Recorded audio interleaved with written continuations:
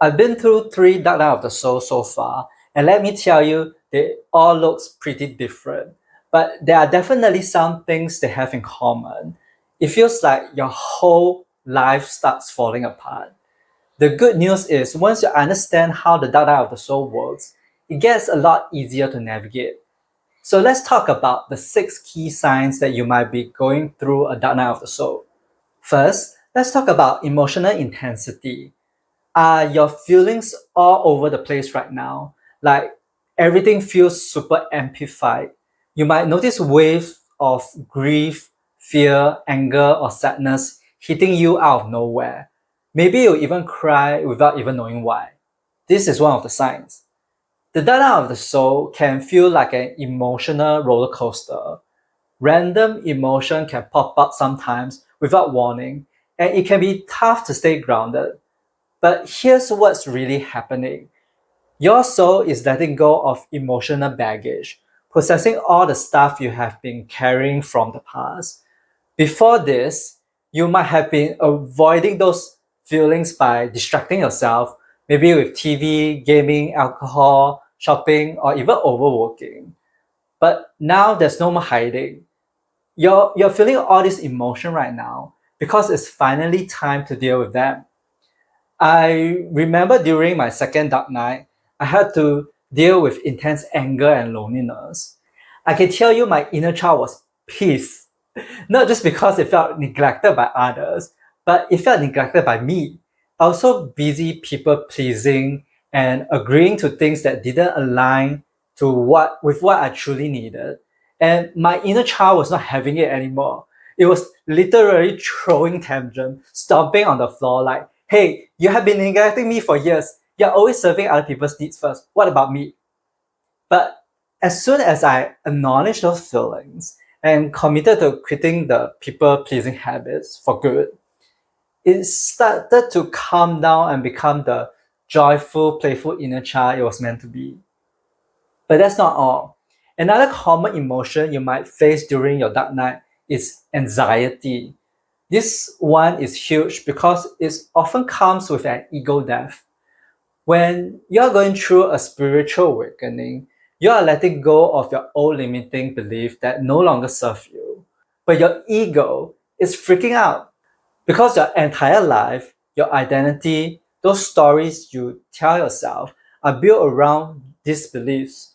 And when they crumble, it feels like your whole world is falling apart, at least from the ego perspective. But that panic and anxiety you feel is totally normal. I've been there.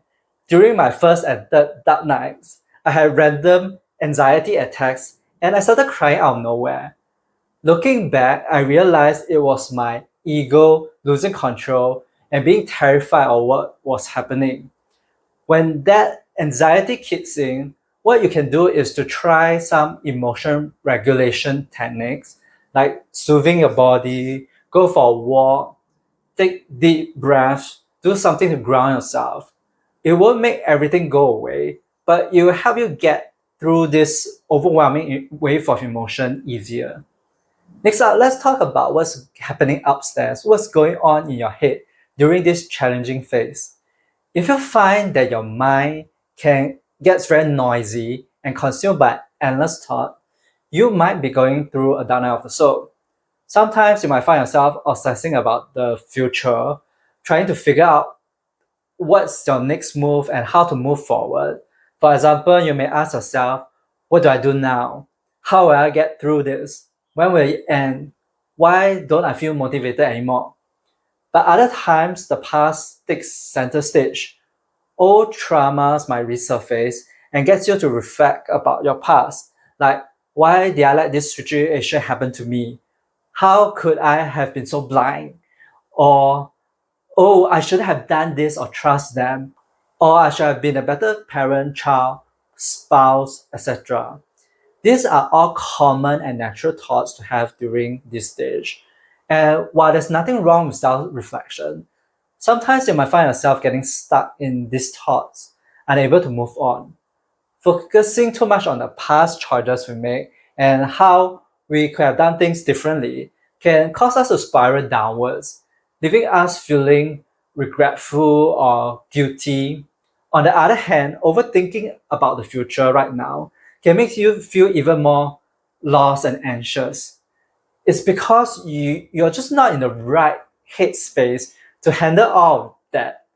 When you're in the dark night of the soul, your energy is pretty low and it's easy to feel pessimistic about what's ahead. And that just makes getting through this phase so much harder. So what can we do?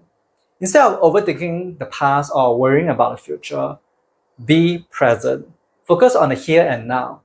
Take what you have learned from the past and use it to improve your life today, and don't get too caught up in what's ahead. Let the universe surprise you. Let things unfold naturally. You don't have to have all the answers right now to be happy or peaceful. Now let's shift to a deeper, more existential feeling. Are you waking up and wondering what's the point of any of this anymore? Life has no meaning and purpose at all. This is a telltale sign that you're going through a dark night. During the dark night of the soul, you might start questioning everything in your life, your belief, values, relationship, your purpose. You may ask questions like, why am I here? Who am I? What is the meaning of my existence? Am I on the right path? Should I continue with this relationship or not? Should I work 9 to 5 or live somewhere else? What if everything I have believed in until now is wrong? Many people go through an existential crisis during their dark night. You may feel like nothing matters anymore, everything is meaningless. This happens when your old way of living no longer serves you, but a new purpose hasn't yet revealed itself to you yet. So you are kind of like in this limbo stage, like a caterpillar morphing into a butterfly, but you are neither the caterpillar nor the butterfly yet. You're just in between. This lack of certainty makes you feel very uneasy. But the biggest problem is not the transformation. It's also not because you lack identity or clarity. The biggest problem is we are searching for the answers in our minds. When you ask questions like, what is the meaning of my life? Or what is my purpose? You will not get a fulfilling answer from your mind because your mind doesn't know. The answer has to come from your soul, not your head.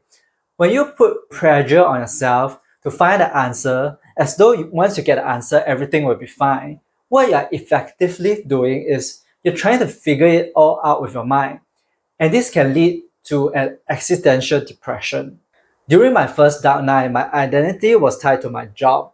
When I realized my job wasn't something I wanted to do, I felt lost. I didn't know who I was anymore, and I went into this depression because I was trying so hard to find the answer from my mind. But once I stopped trying to figure out what to do next or what my purpose is, my mind calmed down and I had clarity. Everything became clear and I knew instantly that I needed to write my second book and share my story. So the next two dark nights I had, I didn't try so hard anymore because I knew it would just engage the mind.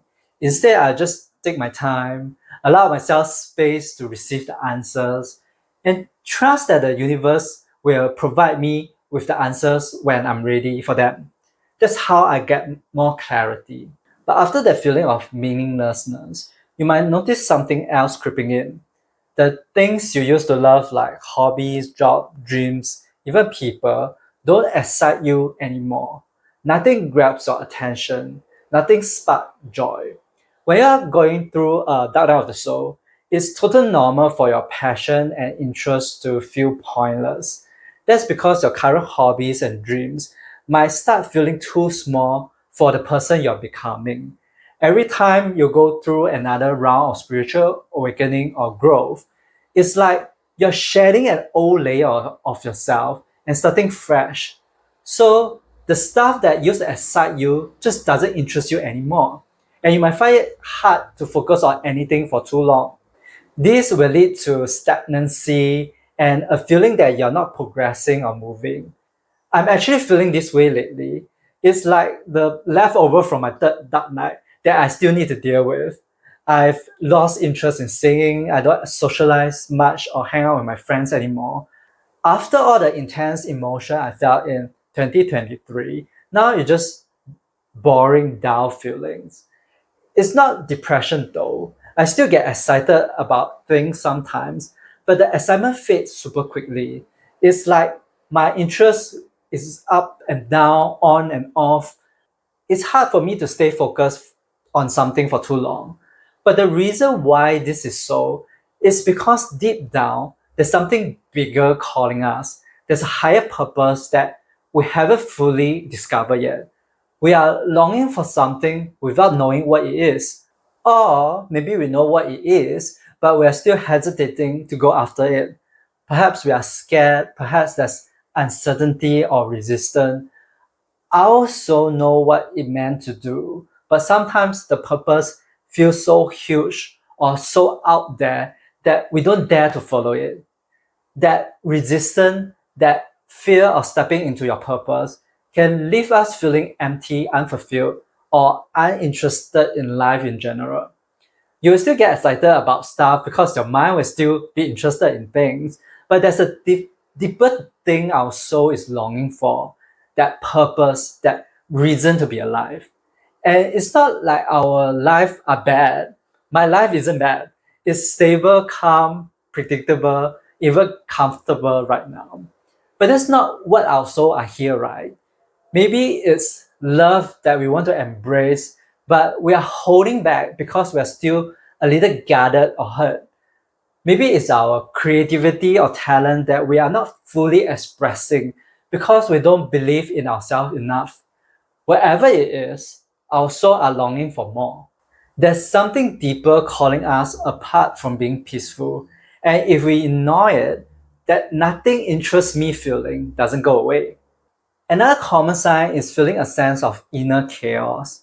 Spiritual transformation can feel overwhelming at times. It's like everything inside you is tangled up. You might feel confused, disoriented, and completely out of control because everything you once relied on or believed is falling apart. Before a spiritual awakening, our egos run the show, and society gives us a checklist of goals we're supposed to achieve, right? But now, with the ego stepping aside, everything you thought was true no longer feels valid. There's no script to follow anymore. You might feel lost, unsure what to do, or even who you are. That's why everything feels so chaotic and out of control. During a dark night of the soul, it's normal to feel like you're losing control. You may feel stuck, confused, and hesitant to make decisions because you're not sure if they bring you closer to your spiritual path or bring you further from your spiritual path. But at this point, you have two options. You can stay where you are and wait for clarity, or you can choose any path and see where it leads you. Both choices are perfectly okay. The only thing is to avoid overthinking and trying to mentally figuring everything out because that just pulls you back into over engaging your mind. If you choose to stay put, it's like you're letting the dirt or particles settle at the bottom of the jar. Things will eventually become clearer. But even if you pick a path and it's not the right one, that's fine too, because it acts like a GPS. At least you know that you're heading the wrong way and you can try a different direction. Which option works best really depends on the next sign. Sign number 6 is something that often gets overlooked. It's your energy level. Are you feeling utterly exhausted even after a full night's of sleep? You're not alone. Sometimes this kind of deep fatigue can mean you are going through a dark night of the soul. Dark night is a phase where everything feels heavy, and it's not just emotionally, it hits your body too. You might find yourself mentally and physically drained, struggling to focus, or even have trouble getting out of bed. Maybe you're sleeping way too much and still waking up tired for no clear reason. Or you barely sleep at night and that's why you feel tired the next morning. The dark night of the soul can sometimes feel like your ego and spirit are having this intense tug of war, and neither are giving in. That resistance is exhausting. Your ego say go this way, while your spirit pulls you in a completely different direction. Add in the emotional strain from old traumas or unresolved feelings bubbling up to the surface. It's no wonder you will feel tired and wiped out.